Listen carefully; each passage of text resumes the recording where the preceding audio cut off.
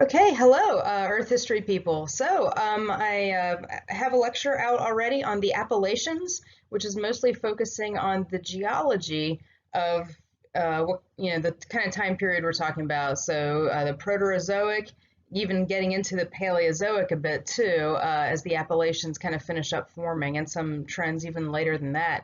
So that's mostly focusing on plate tectonics and geology, quite a bit about volcanism. We have some really complex interactions to think about and understand between plate tectonics, volcanism, and mountain building, life and the carbon cycle and how that has operated throughout Earth history, and atmosphere and climate change. So all these things are going to help us understand how the Earth works, both in the past as well as today too. So that's kind of what we're getting into today is looking at the climate and life and how those interact with one another throughout the Proterozoic. And the next PowerPoint I have will be on the Cambrian explosion, which should be early next week. So we're starting to get life and what kind of things, of course, I have a class called Prehistoric Life in the fall, Geology 125, where we focus much more on life. And so I don't want to dig too much into life, but we can't just ignore it. Like geology textbooks in the past kind of have, strict, fossils and life here, and geology and minerals and stuff here. And one of the things you're understanding from reading Robert Hazen's The Story of the Earth is that there are interactions between biology and geology that are happening. Life is, affecting the minerals of the earth and vice versa. So we have a lot of complex things going on that we're starting to figure out in our book, or we have been figuring out for a while, hopefully. So I can't just leave life out totally because life is going to heavily influence what happens as far as climate, just as much as plate tectonics and much bigger things. The fact that the sun used to be about 7% dimmer during the Proterozoic than it is today. All that stuff has a role to play, but life plays a big role too. When we mess with the carbon cycle, whether 4 billion years ago, 2.6 billion years ago, or today, things happen. Very dramatic things happen. So that's kind of what we're getting into today: is understanding how climate and life have and plate tectonics have interacted throughout the Proterozoic and began to set the stage for complex life to show up, which is great because that's what we are. Anyway, so I found this timeline and I added a few things to it. I think this is a great thing to refer back to constantly. So this is just the second slide of this PowerPoint. You'll have access to the whole PowerPoint as well. But there's a lot of stuff going on here where we're looking through the whole timeline of Earth, and it is scaled properly, which is nice because that doesn't always happen. So to kind of give us a little intro into what's going on, I don't know if you can see my arrow, so I'm going to start to draw on this. We're going back to when the Earth formed 4.5 billion years ago. So we're talking about the Hadean. Then we get into the very first life. So a lot of bacteria throughout the Archean and the first real record of rock on our planet.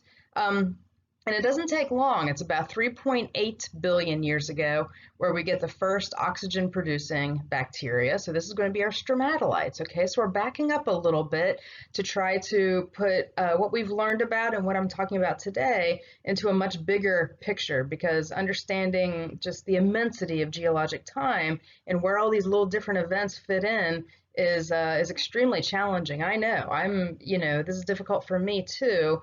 I'm not sitting here trying to give you a whole bunch of facts and showing you how much I know.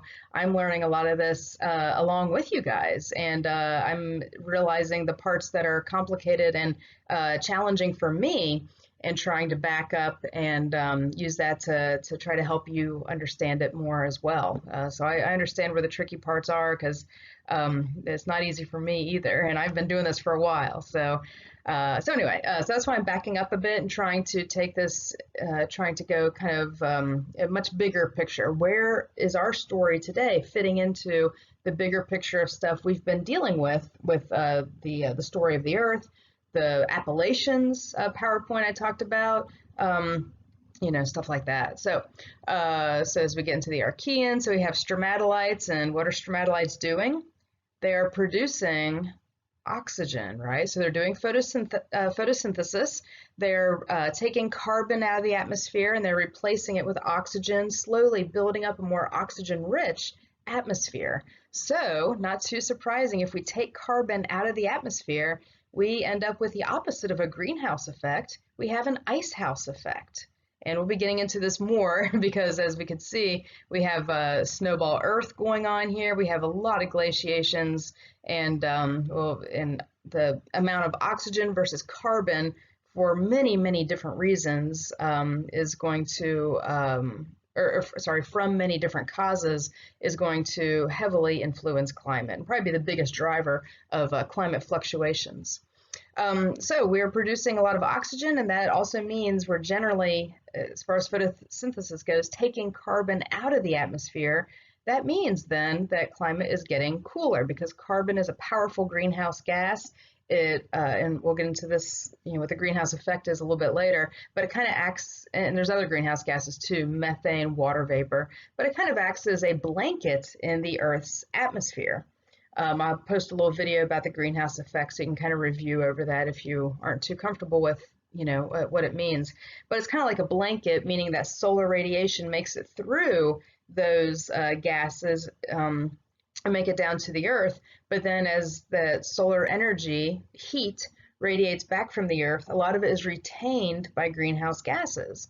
Well, if anything happens to remove some of those greenhouse gases, like carbon dioxide from the atmosphere, then more of the solar radiation can make its way back out into space and is not retained by this blanket of greenhouse gases. So that means the Earth gets cooler. The opposite, of course, is what we're dealing with today, where we know with combustion of fossil fuels and a few other things that carbon dioxide has increased in our atmosphere. We can measure that. We know that it's increased since the Industrial Revolution very, very quickly.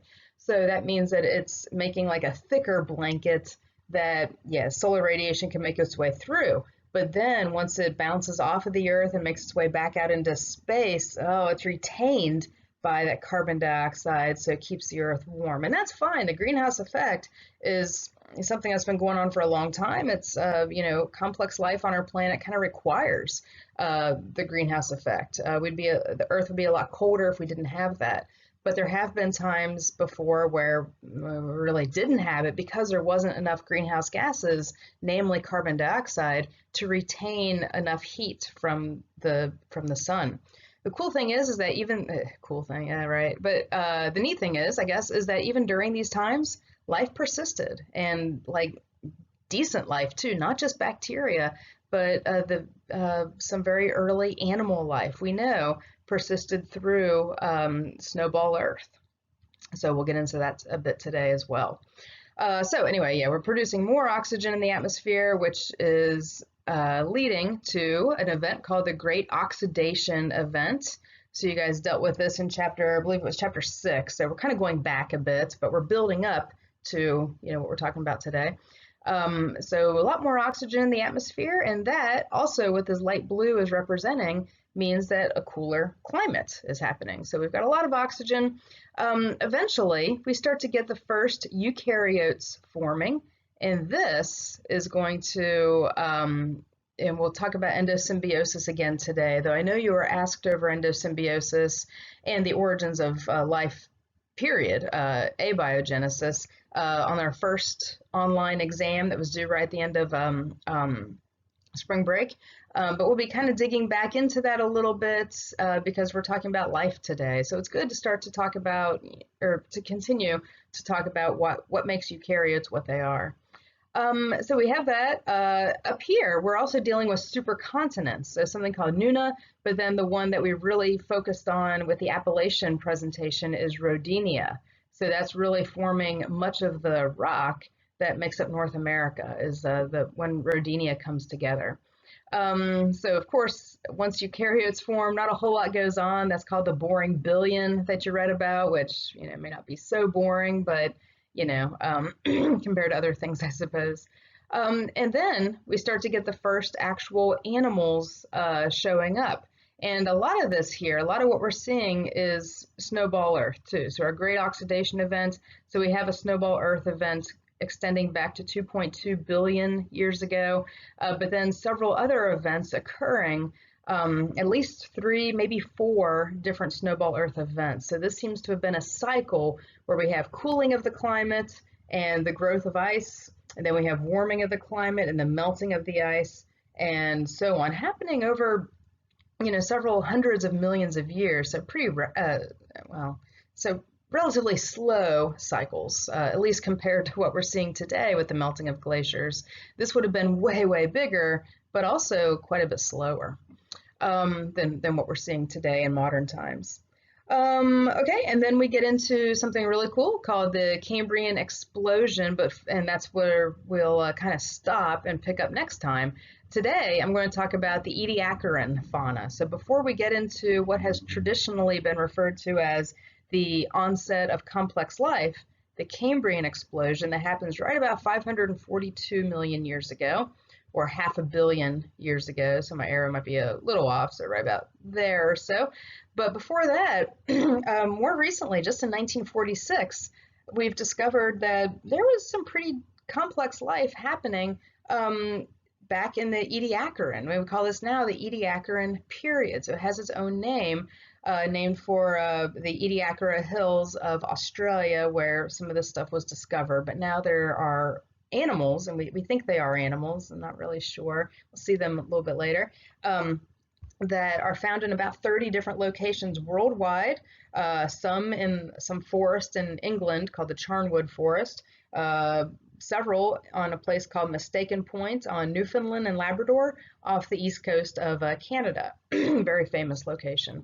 So we'll talk about that today and the things that convinced, I guess, complex life, animal life perhaps, to really start to show up here about 600 to 700 million years ago, before our traditional rise of complex life, the Cambrian explosion.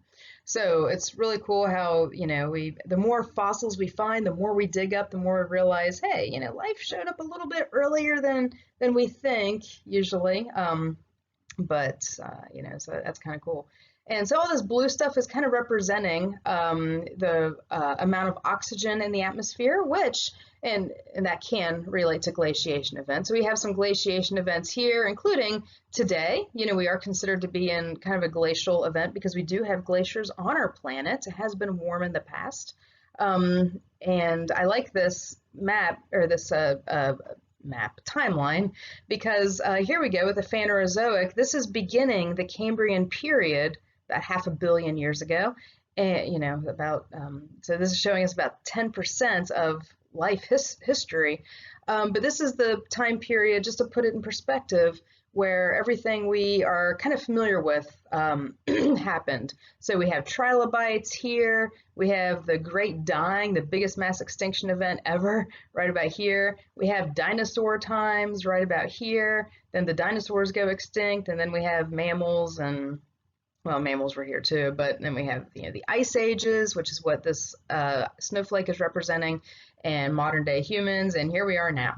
Okay, so we're going all the way back to 4.5 billion years ago, and talking about how climate has changed, during the Proterozoic, at least during this part. So we've kind of finished up with the Hadean, which took like a day. Not a whole lot of stuff to talk about there. The Archean, and much of the Proterozoic. But we're going to mostly focus on this and climate and life throughout the Proterozoic. We've already kind of talked about plate tectonics during this time with the Appalachians, because the Appalachians are forming through many different tectonic events throughout this period. So anyway, I know that was a long time. I have a clicker or a timer here that's telling me I was on this slide for over 11 minutes. There's just a lot of stuff on this image, and it really kind of summarizes and pulls together a lot of the things that we'll deal with. So we'll kind of continue.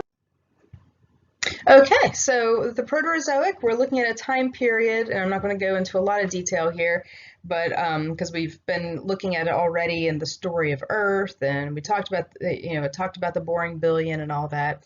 But we're talking about a time period from about 2.5 billion years ago. GA means giga annuum, which is, annuum is year, annual, giga annuum would be billions of years, to about 542, that's the beginning of the Cambrian, millions of years ago, or milla annum, MA. So in case you need a reminder, if we hadn't talked about that yet, I'm not sure of what those little terms mean. So the Proterozoic sees the first actual continental size and continental style activity of plate tectonics. And plate tectonics are going to have a huge a role to play on climate and life. So it's all linked together.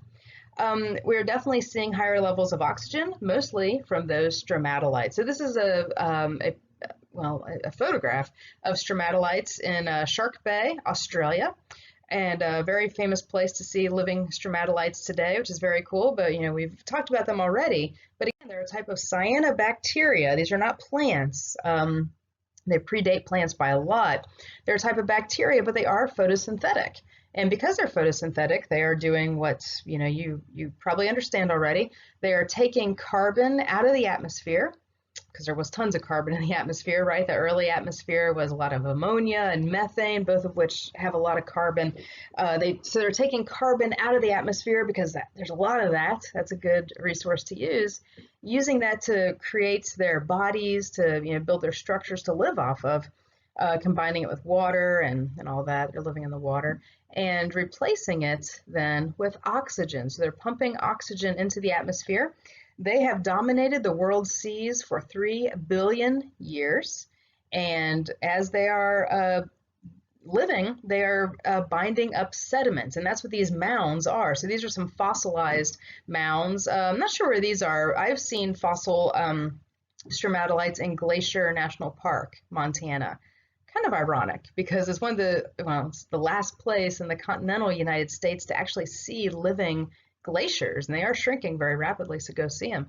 But it's really cool how in their ancient rocks, way up up in the mountains, so this is a mountainous area in extreme northwestern Montana. We have ancient fossils of stromatolites, which allowed for glaciation episodes to happen in the first place. So kind of a trippy thing to see that and realize the immensity of what's going on there. So you already know about stromatolites. I don't want to talk about them too much. I just want to get some slides up so you have some nice concise things to look at. And that's kind of what I'm doing here with my lectures and giving you the actual PowerPoints too, is a lot of the material that you're learning is from The Story of the Earth, which is a guy talking who's not using like textbook type of language. It seems like you guys are interested in this and doing pretty well. You also have a free online textbook. Again, only about half of you are in it, so go ahead and do that. The link is in the announcement I just sent as well, the most recent announcement. But there are images in the textbook. There are some little videos that are helpful.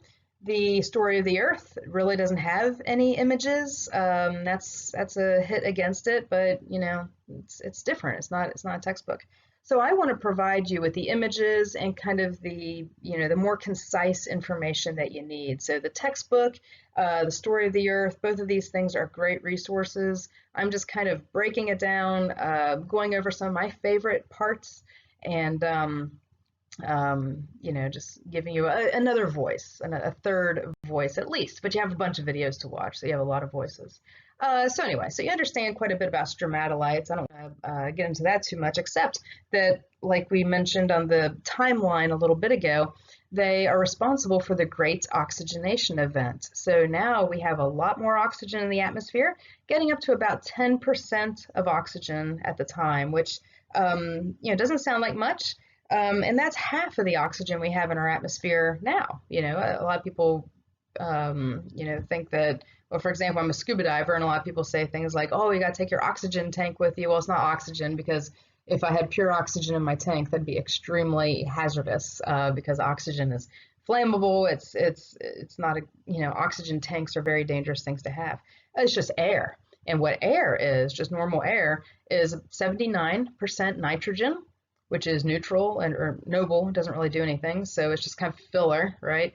It's about 79, you can just say 80% nitrogen, about 20%, 21, I believe, 20 to 21% oxygen, and then a little bit for argon and a couple other things. But so today we only have about 20% oxygen in our atmosphere, which is fine for us.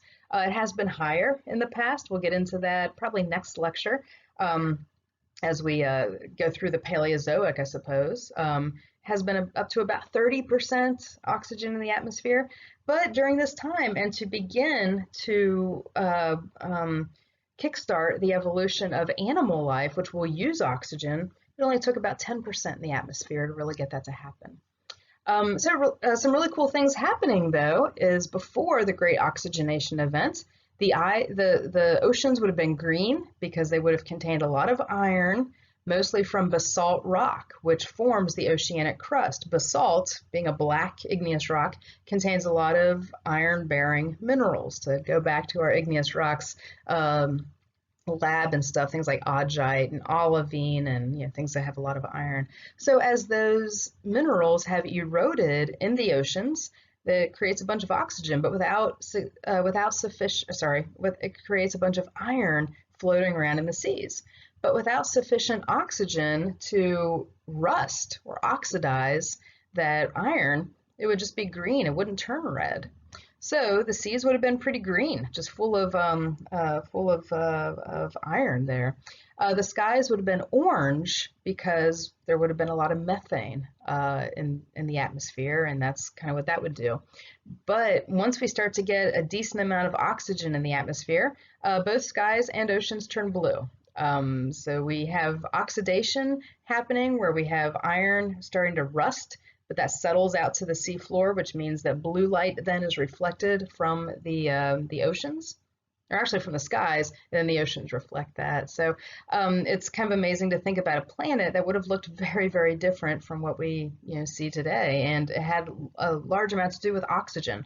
And that's kind of a big theme today. I want you to start to get a handle on is that small things, not that the addition of oxygen in the atmosphere is a small thing, but just this one thing, just adding oxygen to the atmosphere, or volcanoes erupting in the Canadian Shield, or something like that, has effects that are really hard to imagine, but are global and long-lasting, and we don't always see the connections very readily. How can a volcano, cause climate to cool globally or cause climate to warm globally?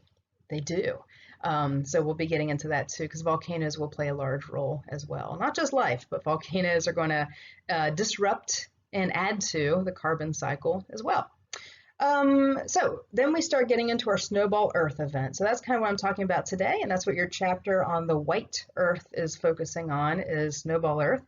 This starts about 2.2 billion years ago, and remember, any organisms, and this is kind of our first big extinction event, and there's a video called That Time Oxygen Almost Destroyed the World, or no, that can't be right, that's kind of dramatic. The time oxygen almost killed everything, that's right, because all the life at this time were anaerobic. They're not using oxygen. All the bacteria, it's using, it's taking carbon out of the atmosphere and producing oxygen as a waste product, meaning that as that oxygen builds up and builds up and builds up, well, that's a poison to them. That's a waste product. That would be like if we didn't have, what it would be like, and I think I talked about this back before spring break, but just kind of dig back into it. It'd be like if we didn't have decomposers on our planet, if we didn't have fungus and bacteria to process poop, in our own waste products, we'd be swimming in poop, and that's not good. That's a waste product of ours. That's stuff we don't need and stuff that is hazardous to our bodies. That's why we get rid of it. That's what it would be like. So that's so we have a big extinction event, and those anaerobic bacteria really only persist today in extreme environments like hydrothermal vents and like hot springs, as in Yellowstone.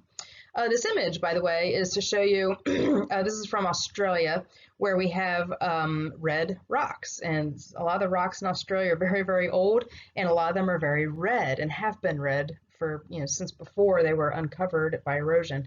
And that red sediment helps us to realize that, oh yeah, okay, we're at the time that sediment was deposited, we're dealing with an environment that had a lot more oxygen in the atmosphere because it would rust the iron that's present and, make it red. So okay, so we have a lot of ice growing as we talk about snowball Earth, the part of your book that was talking about white Earth. And I know I'm jumping around a little bit here, might be a little bit out of order, but it's hard to talk about one concept like snowball Earth and oxygenation and life forming and all those sort of things and keep it strictly chronological because again, kind of the challenge with all this is there's so much interaction between all these different things where it's not strictly chronological. It all works together. With Snowball Earth, I want to talk about how this probably happened in the first place and what kind of effects that it had. So this would have begun about 2.2 billion years ago and happened many times. So there's many snowball Earth cycles, at least 3, possibly 4.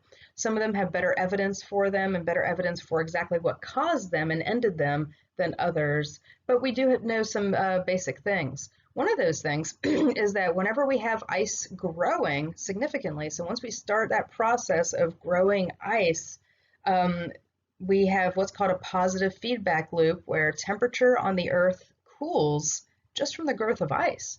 And so we have more ice growing. Temperature on Earth cools more, so we have more ice growing and so on and so on. That's a positive feedback loop where one thing causes something else, which causes that thing to increase, which causes the next thing to increase, and so on and so on, kind of like a snowball effect. So that's definitely what's happening here. And the reason why, okay, I can see how cooling of the globe could cause ice to, form, but how does ice forming cause the Earth to cool? How does it go back the other way? And it's because of something called albedo and the albedo effect. So over here on the left picture, we are looking at the sun's rays being reflected off of certain surfaces. And not all materials are created equal. Sometimes solar energy is reflected more from some materials than others, and you guys probably have an idea of what colors reflect more material. So if it's super, super hot outside, it's like, July here in Cincinnati or, Kentucky, and it's in the 90s or something, what color t-shirt do you want to wear to keep yourself cooler? Okay. White, right? Because white reflects more solar radiation. If you wear black, it's going to absorb solar radiation and keep you warmer. So you probably don't want to wear black t-shirts on the hottest days of the year. You want to wear white, something light colored that reflects the sun's energies. Well, it's not just fabric that does that. There's nothing special about the fabric. It's just the color. So think about the things on Earth that are white. Glaciers, ice. So as we have more ice growing, that means that more solar energy is actually reflected back and isn't able to sit around and warm up. Okay, well, what on the Earth is black?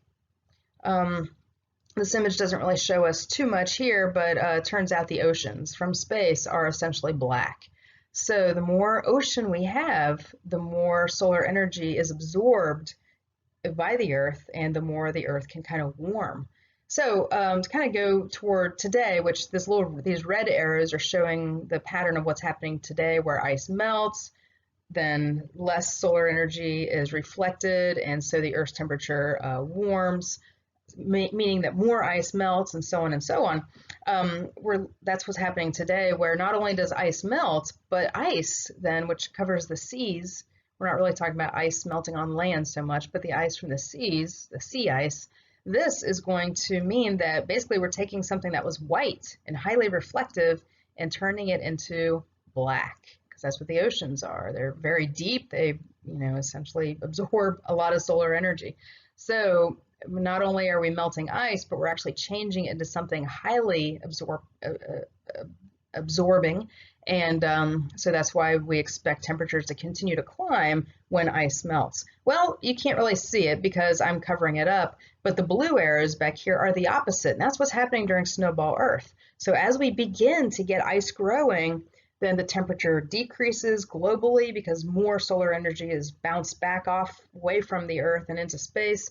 And so we get more ice forming, and so on and so on. So that's that feedback loop.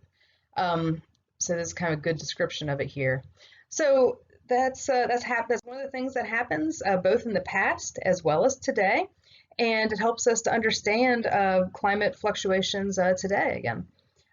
So here's a little image of snowball Earth.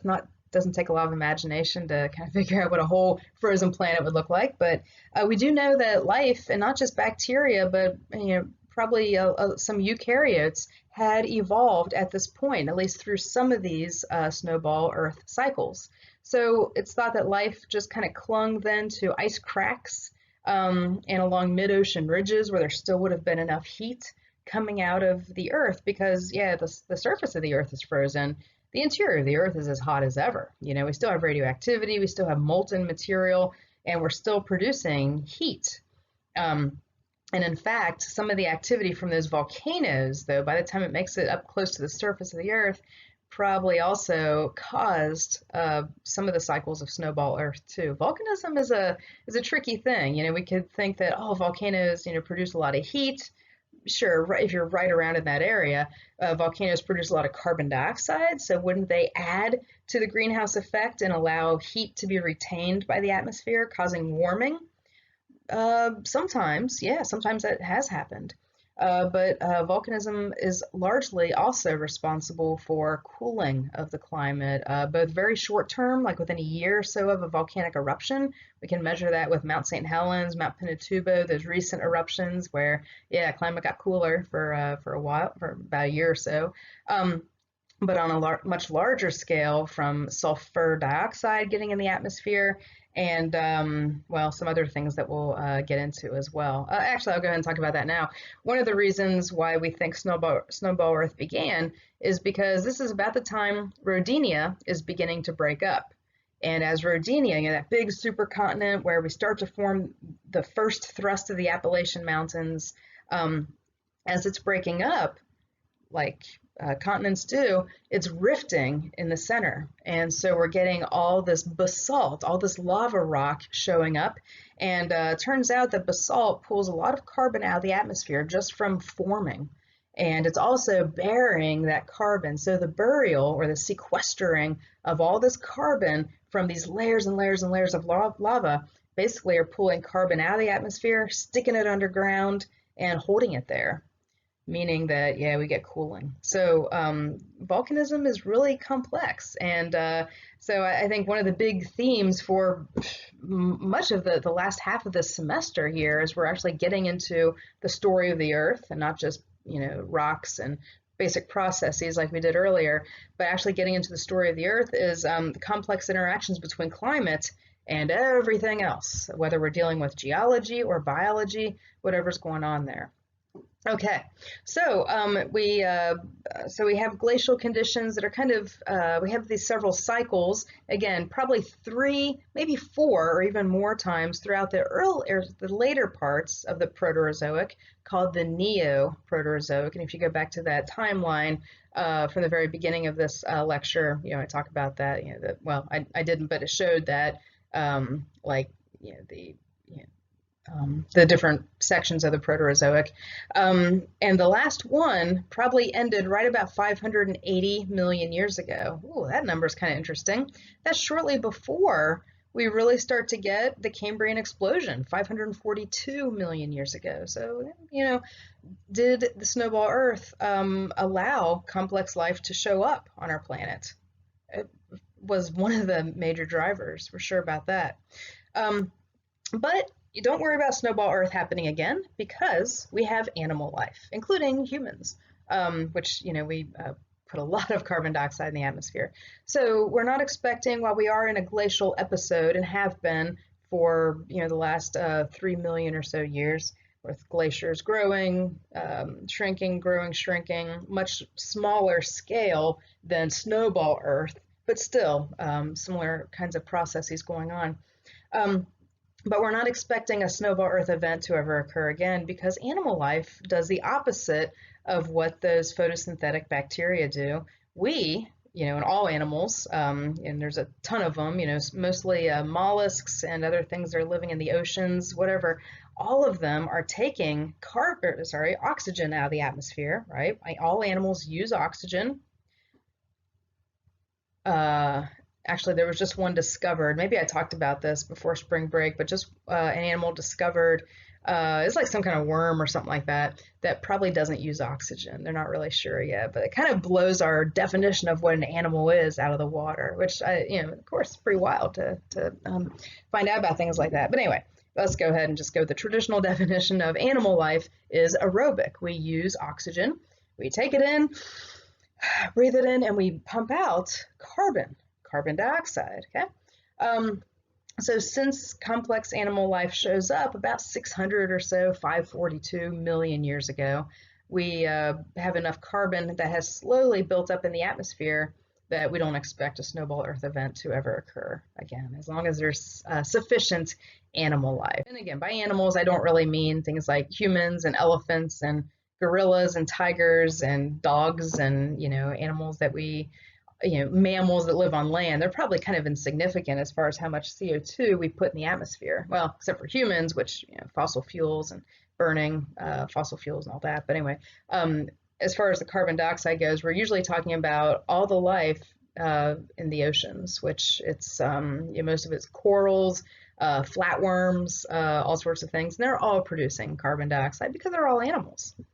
Okay, so this is something else that you guys are kind of familiar with. Again, I'm kind of setting the stage for more things to occur a little bit later on.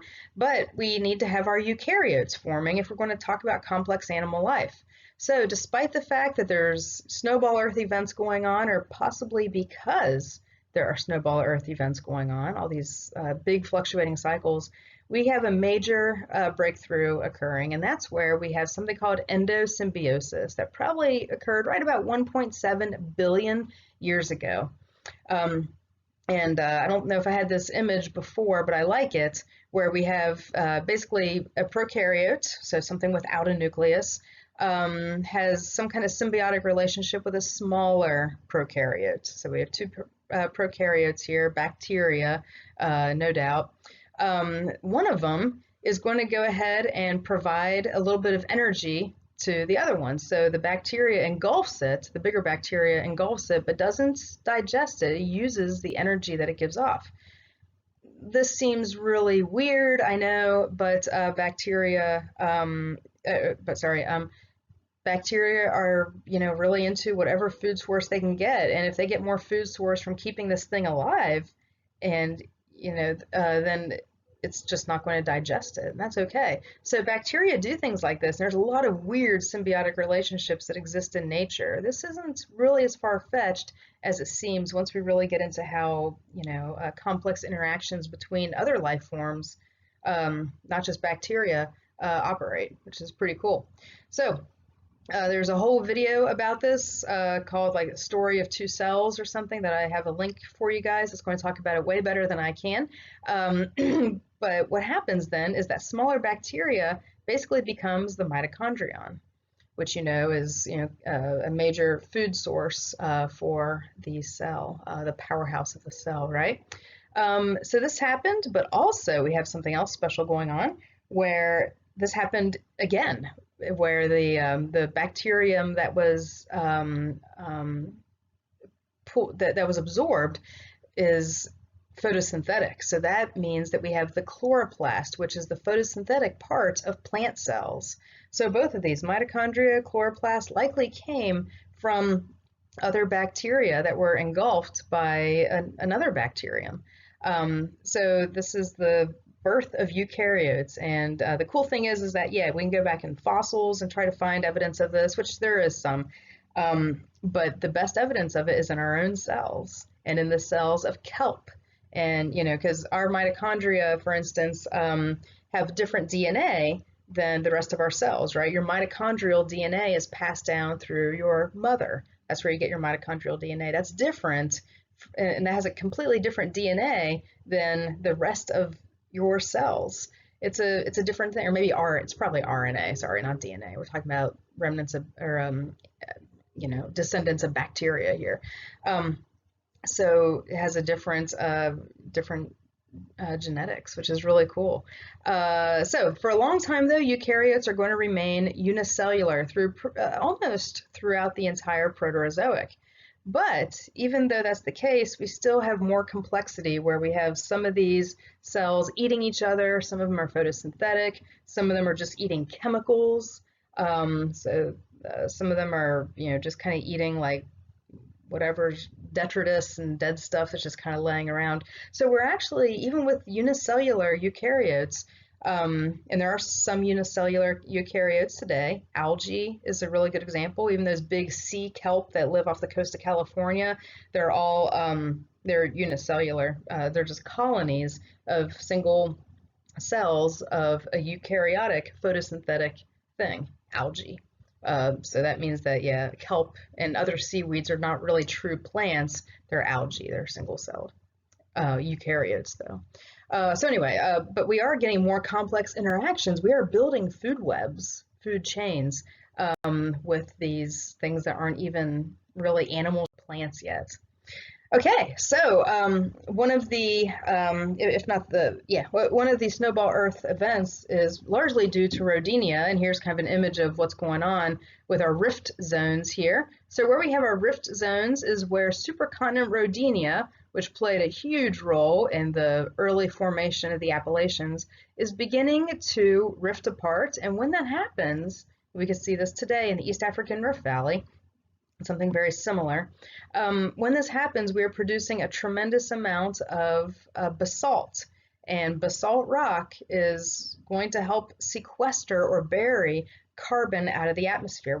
And that's not just lava rock. Basalt does happen to take up a lot of carbon for reasons I don't really understand. I think it has a lot to do with the iron that's in the basalt and other chemicals, because carbon bonds easily to lots of other things.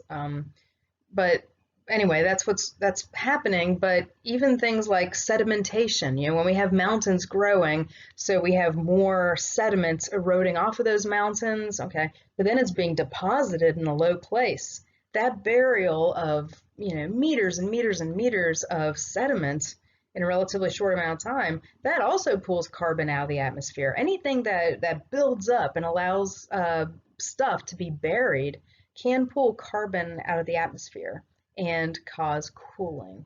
And that's very special, I think, because that's one of the last things I think, if you ask, what would the process of mountain building do to climate change and the erosion of a mountain, I don't think we would guess that at all.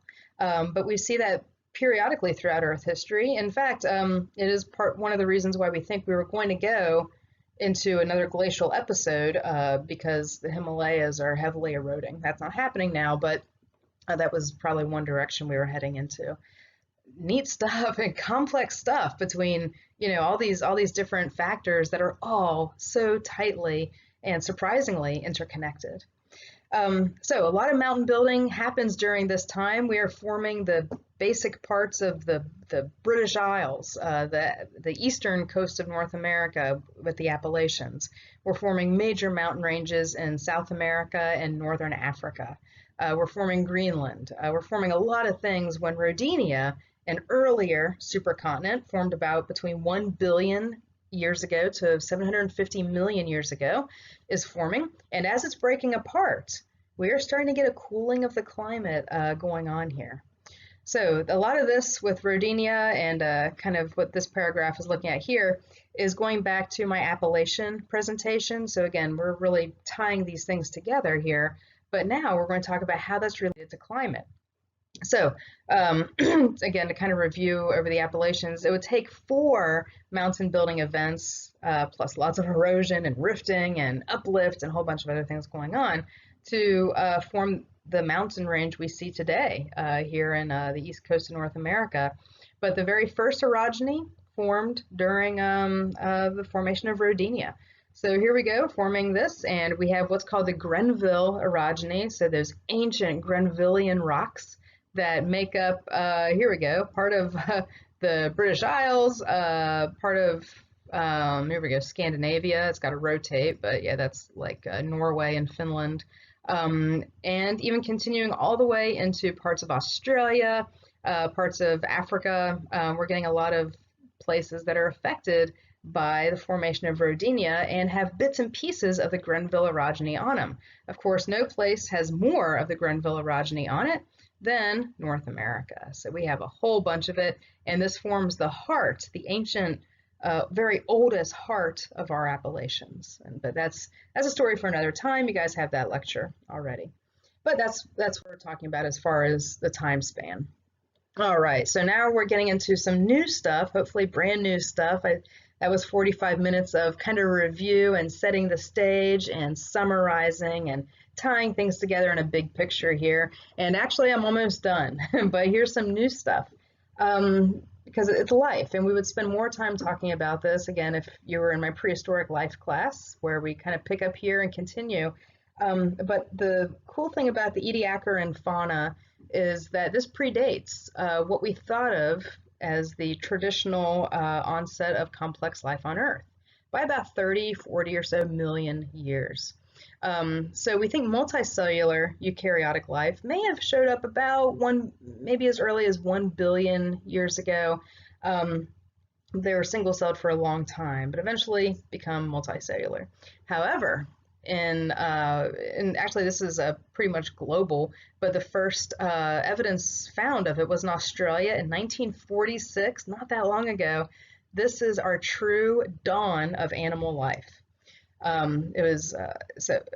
have a couple of videos for you guys that talk about the discovery of this. One of them is called The Other Great Explosion You Should Know About, not the Cambrian explosion, but this is called the Avalonian or Avalon explosion or Ediacaran explosion, our true dawn of animal life. So the Ediacaran fauna, all these crazy little animal type of things, not sure. Some of them may or may not really be animals. Some of them certainly are. But they are found in many places globally, as far away as Canada, the United Kingdom. Of course, those places were not so far away from one another when this time period was going on, but still, it was pretty widespread. So here's another very helpful timeline, I think. So here we go. This going back here before the beginnings of multicellular eukaryotic life is called the cryogenian. If something is, if cryogenic, I don't know, I'm thinking about some other words for that. The cryosphere, for instance, is like the layers of ice on our planet, right? As opposed to atmosphere, hydrosphere, biosphere, right? The cryosphere is ice. Anyway, cryogenic means ice. So this time period is referring to the end of snowball Earth. So I was reading about these because I wanted to talk more about these, but the truth is we don't really understand much about them. The first evidence, the first accepted evidence for complex, by complex I just mean multicellular eukaryotic life, are called these Dochentois. That's not how you say it, but anyway, they're from China. These things that were thought to be embryos, showing like cells dividing. And that obviously means multicellular life. If you have cells dividing to create an organism, now they're kind of thought to be more like cysts of, so some kind of like more of like a sediment left behind, like a crust left behind by an organism. But that organism still would have been multicellular. So either way, we still think they are evidence of the first multicellular life, even though figuring out exactly what these things are is kind of sketchy. There's these things called acrotarchs, which, also just they kind of leave behind cysts or kind of like these structures, weird stuff. So feel free to read about that in Prehistoric Life. We'll dig into more of that, but we don't have to get into too much detail here. What I wanted to talk about though is the Ediacaran fauna. So that's what the rest of this timeline is dealing with, from about 580 million years ago to 542 million years ago, and we're going to stop right at the beginning of the Cambrian, which is also right at the beginning of the Phanerozoic eon. the time of complex life. That's what Phanerozoic means. And we're still in the Phanerozoic today. Okay, so once we get to the Cambrian, we're going to get into things that look much more familiar, like trilobites and eventually fish and reptiles and, all that, So that's what life is doing. But the Ediacaran is very special because understanding these organisms can help us understand the blueprints and the very basic building blocks of animal life today, or whatever these were. Some of them were certainly animals, some of them not so sure. So we can actually understand the blueprints of what's going on in our own bodies, perhaps, and in the bodies of mollusks and worms. And, some of these Ediacaran animals, or whatever they are, aren't even closely related to anything we have today. Some of them are just lineages that died out. Once we start to get better life in the Cambrian, some of them are just gone, and we have no remnants left of them at all. One of the things that's, so anyway, I like this picture because we're looking at, let's see, okay, Mistaken Point is the place in Newfoundland, so this is Canada. The Ediacara member, so this is the stuff from Australia. Charnwood, this is from England. So these are some of the very famous locations for finding examples of this life. So Charnia, this is Charnia here, was one of the earlier discovered ones found in England. And something like that, and Fractofusus, we're seeing things that kind of remind you of plants. Now we've got a better picture here in a second. Charnia, here it is. This is the very first fossil that came from rocks that we know for sure predated the Cambrian. So the first organism, the first maybe animal that came from undoubted Precambrian rocks. And that's very special.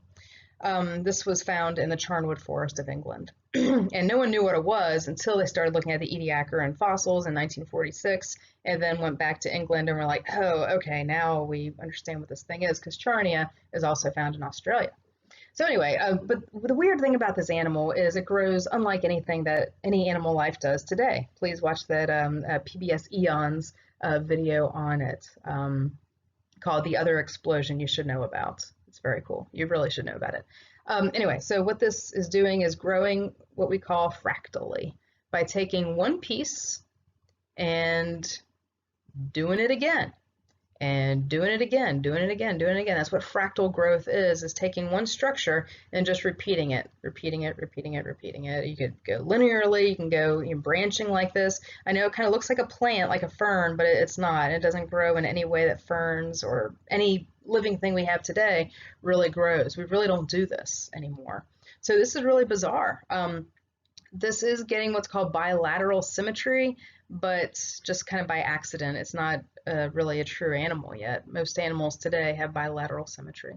Here's an example of bilateral symmetry with this guy, probably an early mollusk, don't know. And by all these, Cyclomedusa, an early cnidarian. Cnidarian, that's the group that jellyfish and corals belong to.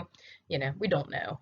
But anyway, but I want to show you a little bit about symmetry, because what's going to be very special about animal life is symmetry. You guys know that we are bilaterally symmetrical, meaning that, you could take a person or, a dog or an earthworm or this mollusk here called Kimberella, and cut it in half, and both sides are identical, right? Unless you have something wrong with you or something that happens, but they're identical. That's bilateral or two-sided symmetry. This guy and the cnidarians, modern corals and jellyfish, are defined partly by the symmetry, are something called radially symmetrical, which means like the spokes of a bike.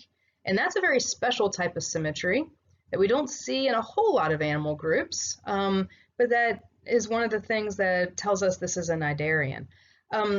That seems, I know that seems kind of arbitrary. It's like, how could just how you cut something depend on, determine what group it belongs to and what it's related to. But when it comes to animals, symmetry is huge, and it's based on very basic building blocks that, do define entire groups. So that's kind of neat. Anyway, so a lot of these animals, yeah, they may have given rise to some modern groups like the cnidarians, like the mollusks, but some of them probably don't have any living relatives today.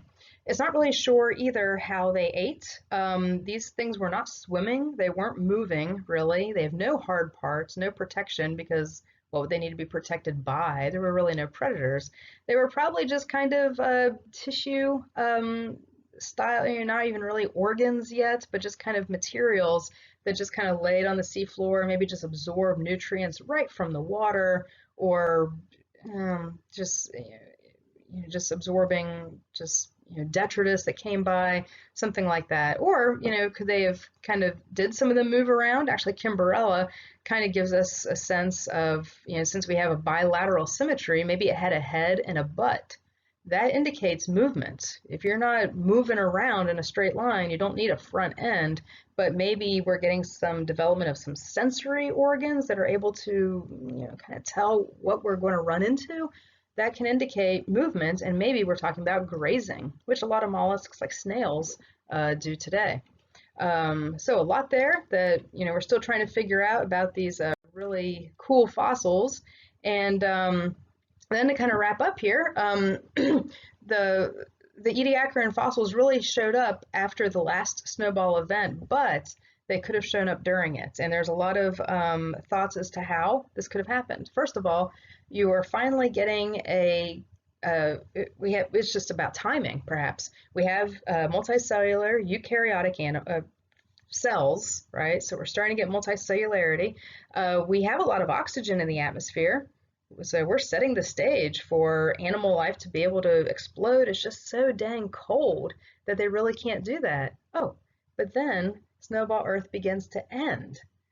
Oh, okay, now everything's really, so now it's warm, we still have a lot of oxygen in the atmosphere, and we've got some multicellular stuff. Let's go for it. So that's kind of one of the ideas. But also, we also think that it wasn't, and this is true, actually, we kind of tend to think that, oh, when evolution is going on, that means that everything's great and things are just able to diversify and evolve. But just like, being limited can actually help with creativity, it's kind of the same thing with evolution too. Having some challenging selective pressures can trigger evolution. There's no reason to really go through a lot of changes and diversify into all these different forms if life is fine. If everything's fine and everything's easy, you're able to get all the food you want, you're protected from predators. Not that there were predators at this time, but if everything's fine, there's no reason for innovation. There's no reason for change. You need to have selective pressure. You need to have evolutionary pressure on you to get you to to go through evolution, to go through change. So we could have kickstarted animal life because they were living in a very difficult environment. They were living in a very cold environment. There probably wasn't a lot of sunlight making it down to the ocean. So, there's a lot of difficulty there that could have triggered some major evolutionary progress in a relatively short amount of time. What else? Okay, so yeah, so this is just kind of reviewing over a few other things we talked about. But anyway, one of the things I didn't really mention is why did those ice ages end in the first place? And there's a lot of thoughts for this. Volcanoes are one of the reasons why the ice ages began in the first place. It's probably also another reason why they ended, because volcanism over a long enough period of time can pump a lot of carbon dioxide into the atmosphere and cause warming. But that's not the only thing. Ediacaran animals were widespread enough that, again, going back to what I was mentioning before about the oceans today, even, animals produce carbon dioxide. So just like how the stromatolites billions of years before were taking carbon out of the atmosphere, replacing it with oxygen, and causing eventually cooling, but also more oxygen in the atmosphere, which is great for animals. Well, animals are doing the opposite. They're taking oxygen out of the atmosphere, replacing it with carbon dioxide, which is a greenhouse gas, and now we start to get warming of the climate. So it could be these Ediacaran fossils and some animals and some of the animal life that predates them that that may have been around that we don't really know about that could have pulled us out of snowball Earth. So volcanoes and photosynthetic life got us into it, volcanoes and animal life got us out of it, perhaps. Perhaps. There's so, and I hope you guys are getting the sense of that from the story of the Earth. There's so much here we don't know about, especially these time periods that are so old. And fossil life, in 1946, we just found out there was life, like animal life predating the Cambrian. I mean, that's pretty recent. That's amazing that we only found this so recently. And there's still so much, obviously, to uncover about this. But that's, I think that's kind of fascinating.